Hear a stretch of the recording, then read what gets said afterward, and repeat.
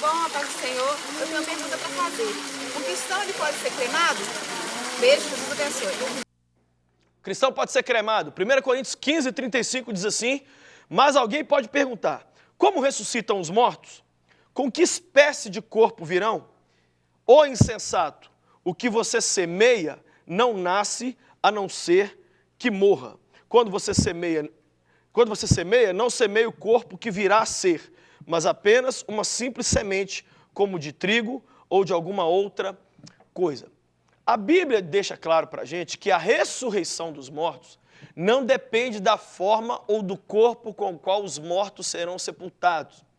Então, a gente sabe que, por exemplo, tem pessoas que se perderam no mar. E aí? O corpo de alguém que morreu afogado no rio, nunca mais o corpo foi achado. Uma pessoa que estava dentro de um incêndio, e aquele incêndio consumiu, acabou, literalmente destruiu o corpo dela. Os cristãos que estavam dentro das torres gêmeas, como é que vai fazer com esses caras, velho? 3 mil negros morreram lá. E aí, o corpo deles? Não tem sepultamento. A única base para imaginar que cremação de corpos de cristãos seria errado é que isso poderia, de alguma forma, afetar a questão da ressurreição. Mas não há nenhuma base para se crer nisso, mesmo porque até na natureza fica provado que o que você semeia na terra não tem nada a ver com aquilo que nasce. Você põe uma pedrinha, uma sementinha e nasce uma árvore.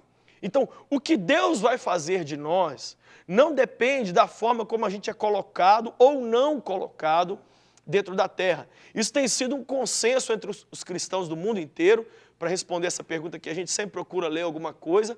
E eu estou dizendo para você que quase nunca ao redor do mundo houve dificuldade dos cristãos com relação à cremação, a não ser em algumas partes do mundo onde cremar estava associado ao culto pagão.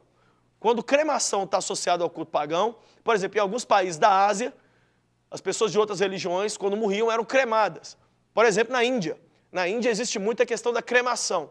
Então, para o cristão indiano, eles evitam a cremação. Mas não por ser pecado.